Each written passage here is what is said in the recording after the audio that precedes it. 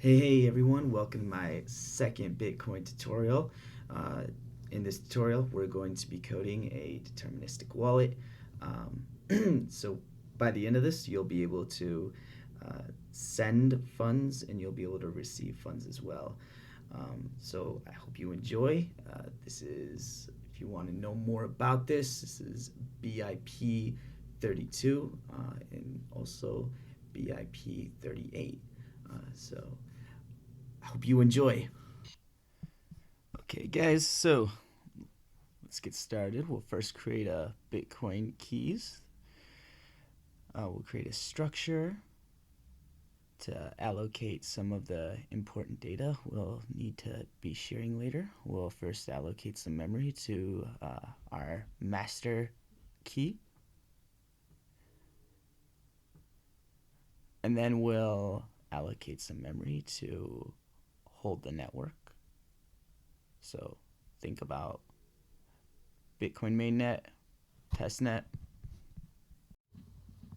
Okay, guys, so first let's implement this structure. What I'm thinking the structure will be is this will actually hold our extended public keys and private keys for our deterministic wallet. So we'll implement this structure by invoking uh, this function new, and we'll make it optional. So the idea is if the user provides us with the seed, we'll we'll use that to generate our wallet. Otherwise, we're going to generate a new Bitcoin public and private key. So let's turn on the syntax.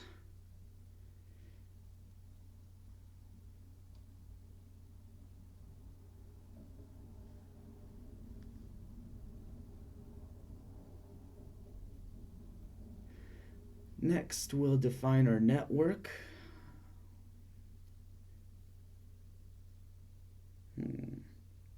We'll make it testnet.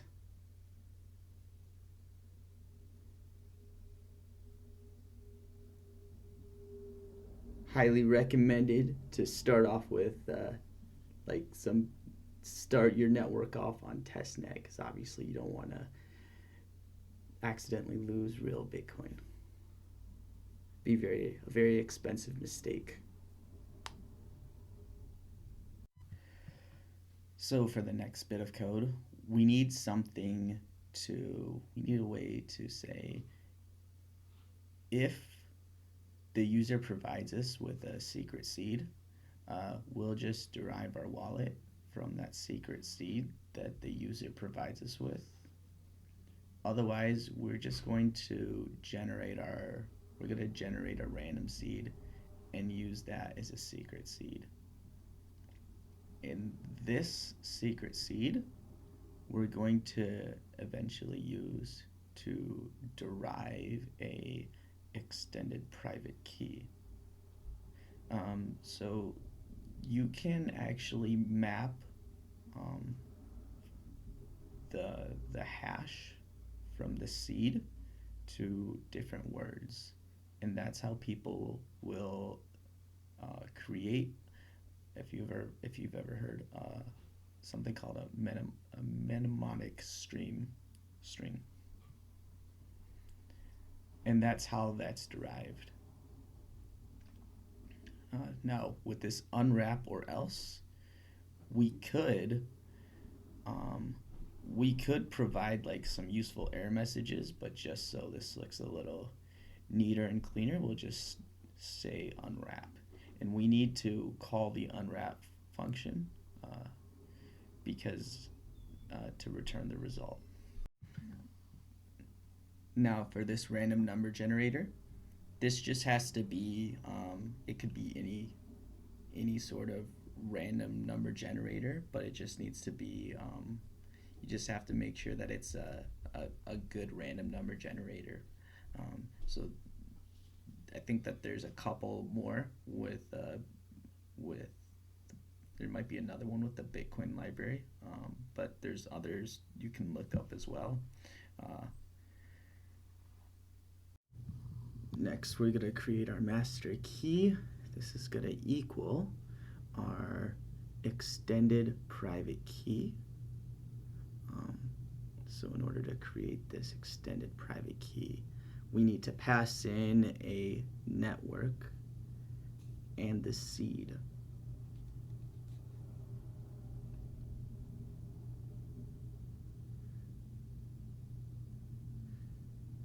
So it's probably well known already, but so you never want anybody else getting a hold of this extended private key or the seed, because with this seed and this extended private key, the seed can be used obviously to generate this extended private key, and then the extended private key has access to all of the wallets that can be derived from this private key, this extended private key.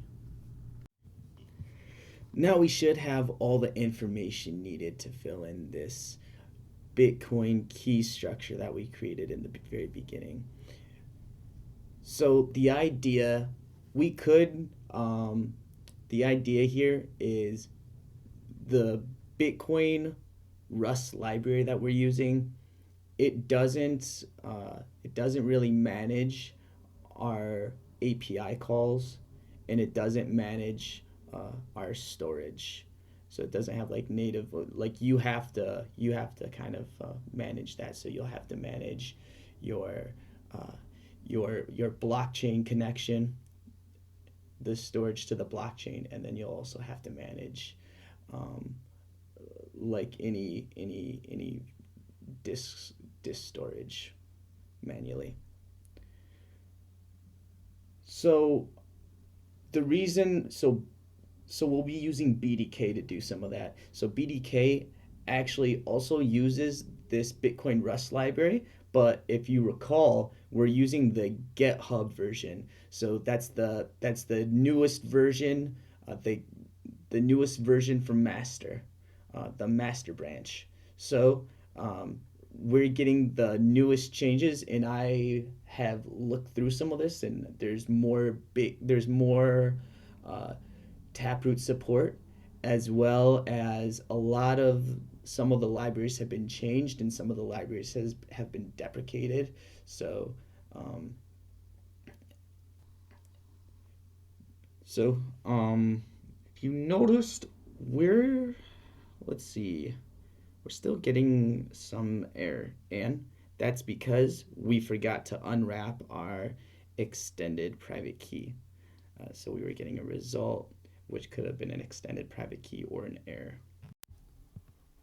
So for this next part, we're going to have to add another dependency to our cargo file. This is going to be BDK. So this highlighted section you're going to want to add to your cargo file. So now let's delete this Bitcoin client, since we won't be using that, and I don't want to add any confusion to the mix.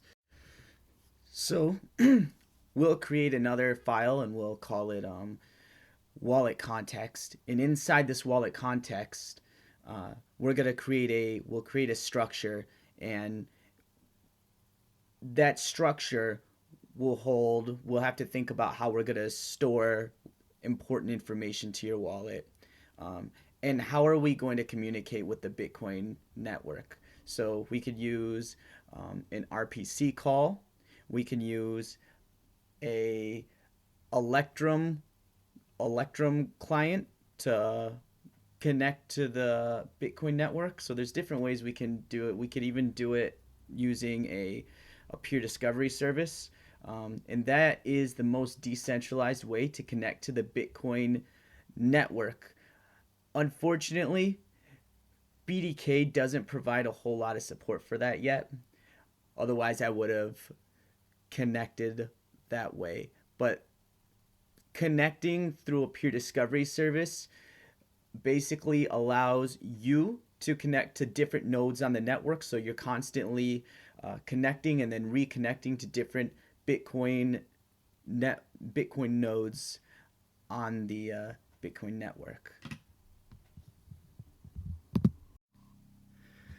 So we'll go ahead and implement a new function that can create our structure above, and we'll pass in we'll we'll, uh, we'll create a seed. So we'll make seed a parameter for this function, and we'll make it optional so the user can decide to provide a seed or we'll generate a seed. And then we'll give that optional seed to our Bitcoin keys structure that we created previously. So now that we have access to that memory, we can derive our master key as a string, and then we can convert that to an extended private key, and we also have access to the network as an integer, which we can also derive an actual network type from that.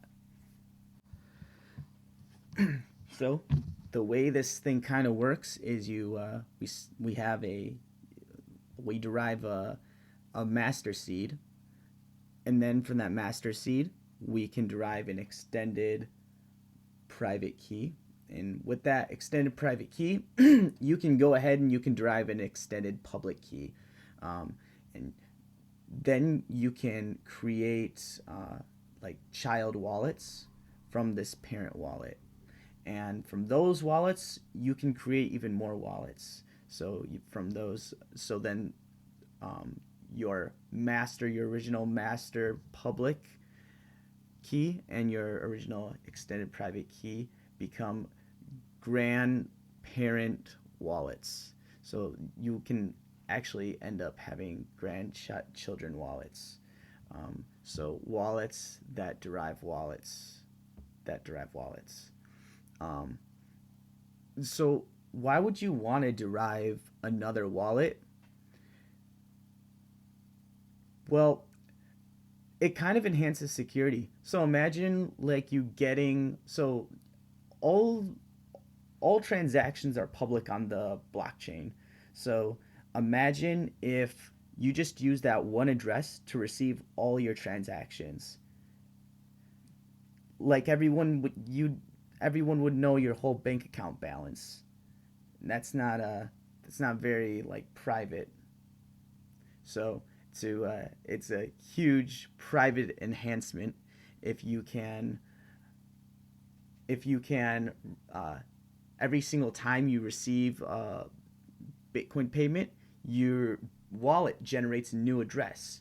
So now every single time you get paid, basically, that address changes. So you end up having different receive addresses.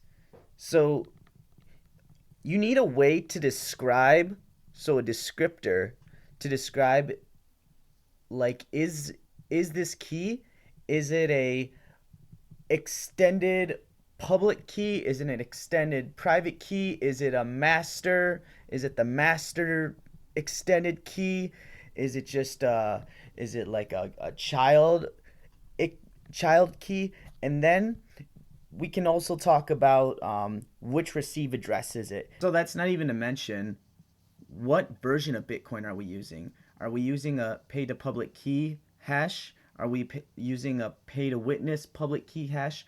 What's the purpose of this Bitcoin address, right? So what version are we using? Because a lot of times when there's certain upgrades, there'll be a new Bitcoin address format to support this upgrade. And then we could even talk about the coin purpose. The coin type could be Ethereum, it could be Bitcoin, it could be Bitcoin Cash. So there's all these different coin types as well. So we need something to describe this extended public key and this extended private key. Great. So now we have a descriptor that can describe what the purpose of this key is, and we have an extended private key, and we have the network. So we can use that to hash and create different wallets. That's what that wallet object above is. And we can store the wallet addresses that have been used and different information about this wallet on the disk with that memory database.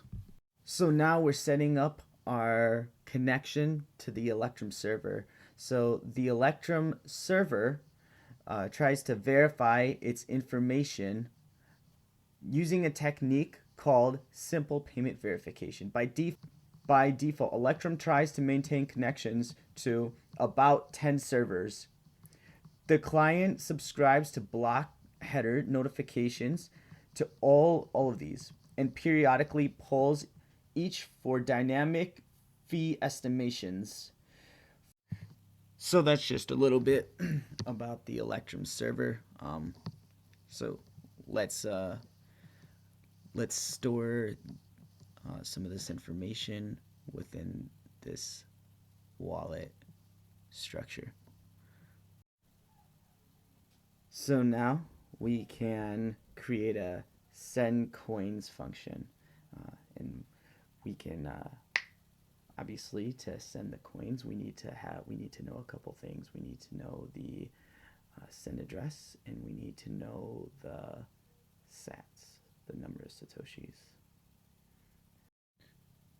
And we'll be passing in this self so we can reference the wallet context structure that we created above.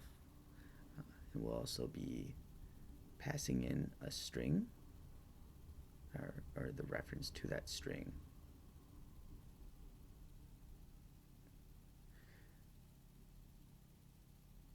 So so the first thing we need to do is we'll have to call that blockchain state, which is just it's just our function that keeps track of our keys and that hashes new keys. And then we're going to call sync, and then we'll pass in our blockchain function. And then a sync option. So for the sync option, this is mainly used just to keep track of the progress, your progress, of syncing with the blockchain. So I'm not exactly sure like what you would want to do, because the progress is pretty quick, at least when you connect through Electrum. The other, we also need to convert the string address into the actual type address, and then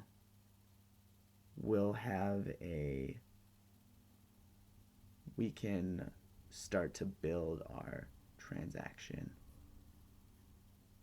Now, one thing to keep in mind is if you have a newer Bitcoin address, so then there was a new upgrade. It was the Taproot upgrade. So with the Taproot upgrade, there was a new Bitcoin address paid to Taproot. So if you have a Bitcoin wallet like that, and then you have an older wallet, an older legacy wallet, and that wallet hasn't been upgraded, then you might run into issues trying to send from that Taproot address to that legacy wallet. That legacy wallet might not know how to handle a Taproot address, right? So you just have to keep your wallets up to date.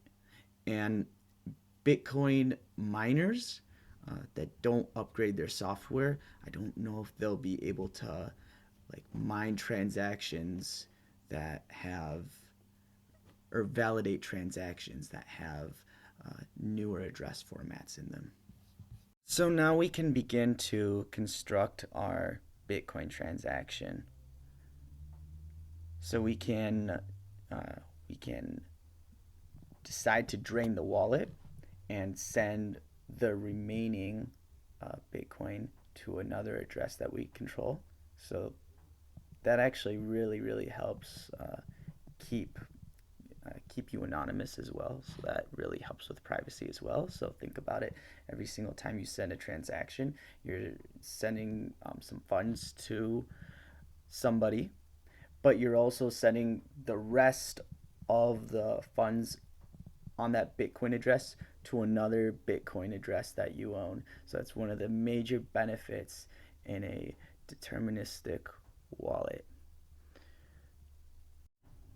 So if you have money, so if every single time you receive money, it's on a new, it's correlated with a new Bitcoin address, and every single time you send funds, it goes, part of your funds go to a new Bitcoin address. It makes it a lot more difficult to try to track you and try to track you and monitor what you're purchasing and um, and how much money you have and where those funds are going. So it's a huge benefit. It's a huge privacy enhancement to drain your wallet every single time you send a Bitcoin payment and to always receive money on a different Bitcoin address. A lot of people think that Bitcoin has horrible privacy, but there's ways if you know uh, how to work within the Bitcoin ecosystem, you can you can hide yourself fairly well. And there's also like you can also use the Lightning Network. Um, so there's a lot of different ways to uh, conceal your identity. That being said, you don't really hold any anonymity if you have all of your Bitcoin on an exchange like Coinbase or Kraken or anywhere that does a KYC. And it's also important to note that if you don't hold the private keys, it's you don't technically have full control over that Bitcoin. So there's a famous saying: "Not your keys, not your coins." So to get back to the code, um, so first we created that transaction, and I'll leave you with a partially signed transaction, and all you have to do is you have to sign it. Um, Now, at this point, this is kind of where if it's a multi-sig, you could have multiple people sign this transaction, or if there's other logic, um, you would want to do this other logic now, and then the next step will be to broadcast it um, to the Bitcoin network.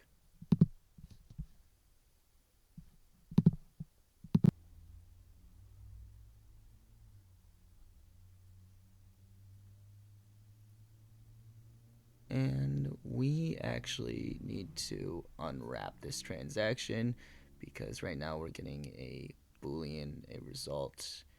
Either the transaction was signed or the transaction errored out. So we need to unwrap that so we can get that Boolean.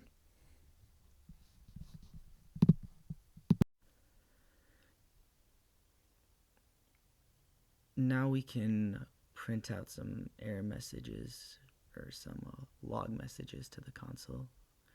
We can ask if the transaction is valid. So if it's valid, it'll be true. Otherwise, it'll return false.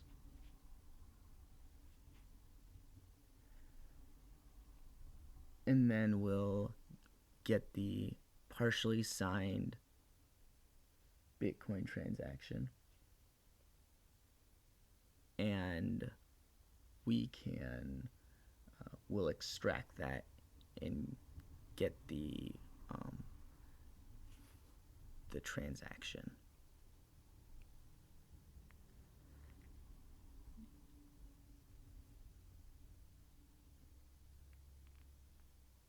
Now we can get with that transaction, we can get the Bitcoin or the transaction ID, and we can actually go on a block explorer and we can find that transaction with the transaction ID. So that's kind of useful especially for debugging purposes.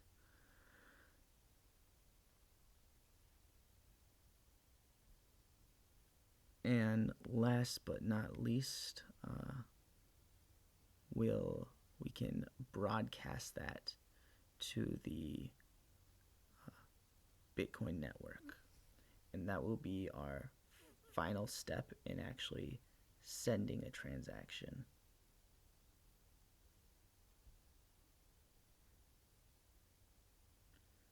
Let's pass in the reference, and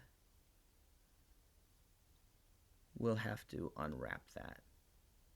So we can actually call that, and by unwrapping that, we actually call that, and we forgot to, we also print out the transaction ID so we can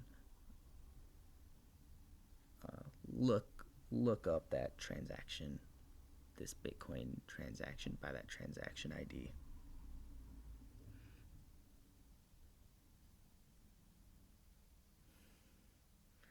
And that is pretty much it.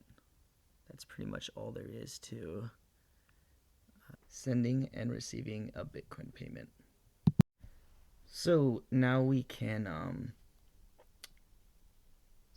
guess at the very end of this, we could also print out some message. We could say broadcasted successfully.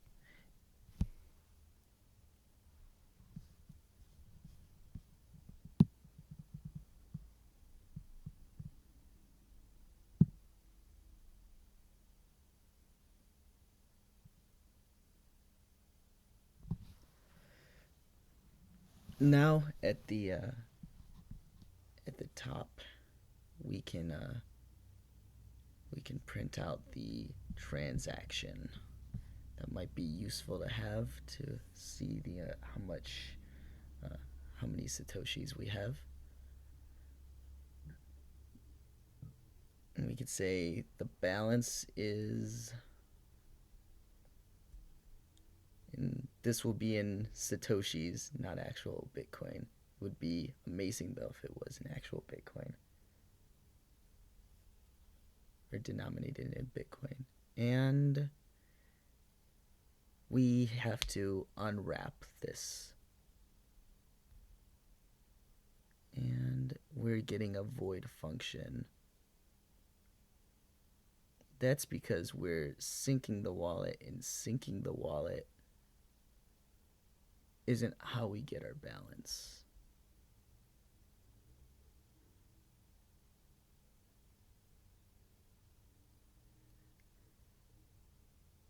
So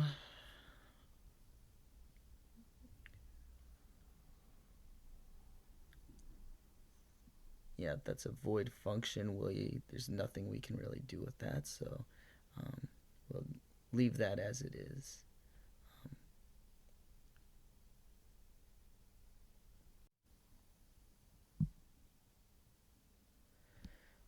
We also need to, in our Bitcoin keys file, we should also probably print out the master key, so we're able to give it a master key.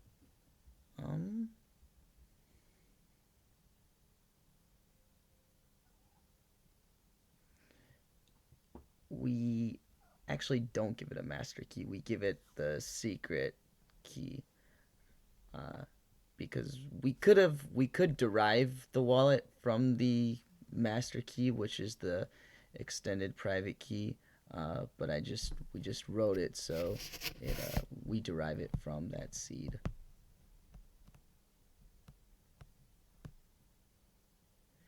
And we could say the private key is, and so we'll pass in what the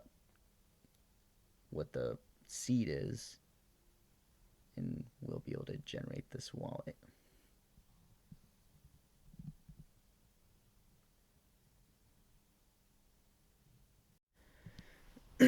Now we can write a function to actually get the balance. So we need the wallet state. Actually, since we're inside of this, since we're currently implementing this, since we're currently implementing the wallet context, we just need to reference self.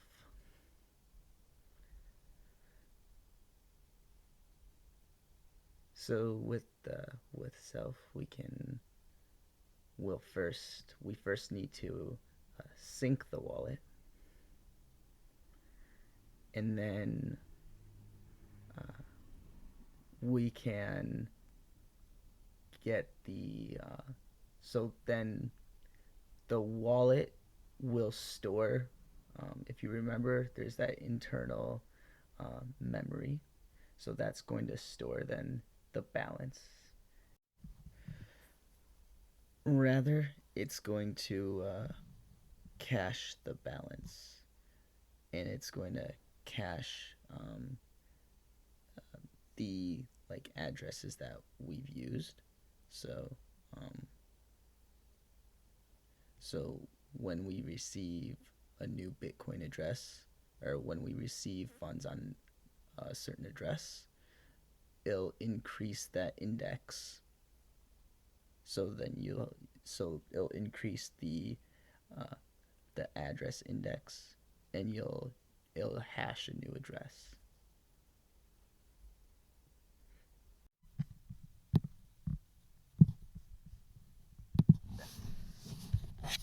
Of course, we may get an error, so we'll get a result which consists of an amount and a possible error. So if for some reason we have an issue connecting to the blockchain, this error will display. And then we can put a useful message like Bitcoin addresses, and then print out that Bitcoin address. And then we can say the balance is, and print out that balance address.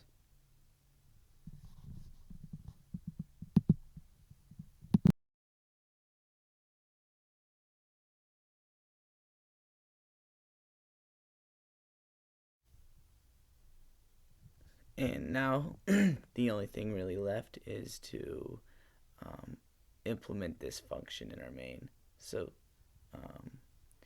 we'll call our wallet context and implement it, or and say give it empty string right now. Right now we're going to generate it, so we'll put none for the seed. If we were if we had a seed, if we had a valid seed, we would say some, and then we would give it the seed. Let's also just let's just drain the wallet completely and send everything to the to the test net. So I'm going to receive. We're gonna go to a Bitcoin faucet and receive funds, but I think the funds won't be much. It'll be like 0.0001 Bitcoin. So instead of trying to calculate the transaction fee and everything, let's just send it all to the faucet. So Now we'll cross our fingers and hope everything works.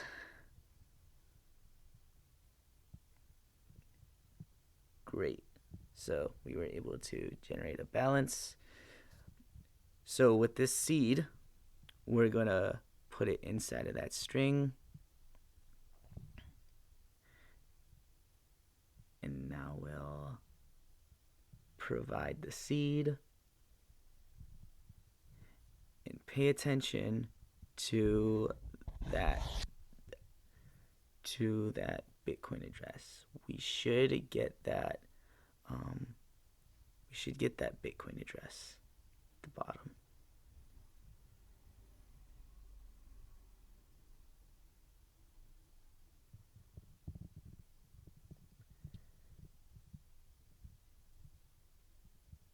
And let's cross our fingers. Actually, what would be more useful is if we just copied and pasted that Bitcoin address somewhere.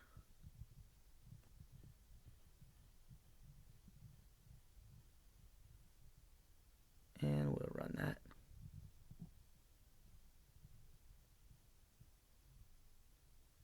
And now, as you can see, we're able to generate that same Bitcoin address.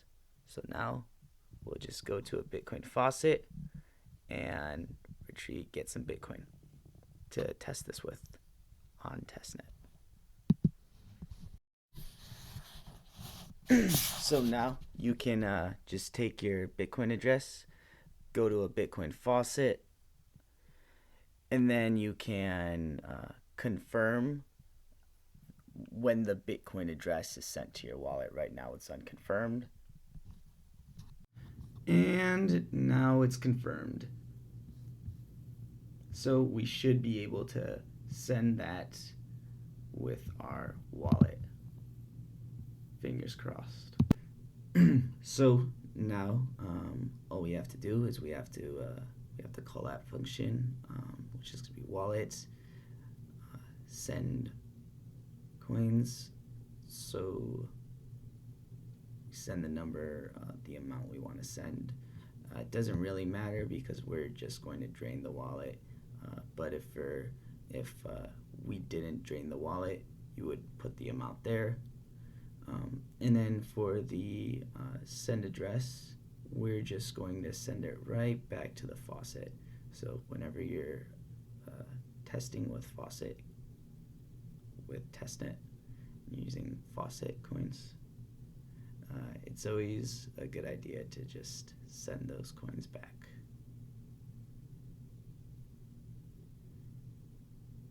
And fingers crossed. I think that looks good. And fingers crossed, hopefully everything works.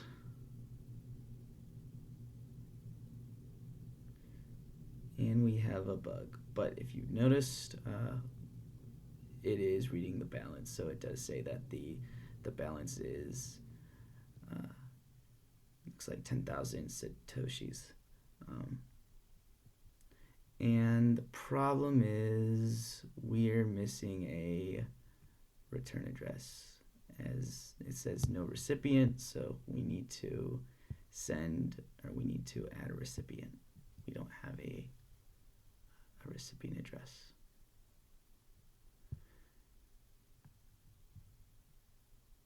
So we can go ahead and we can add that.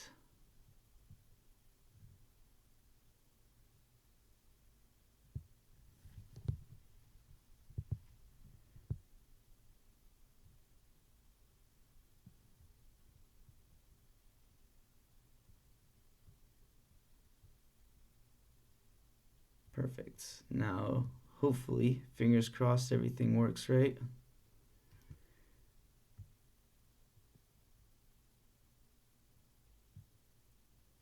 And the transaction was successful.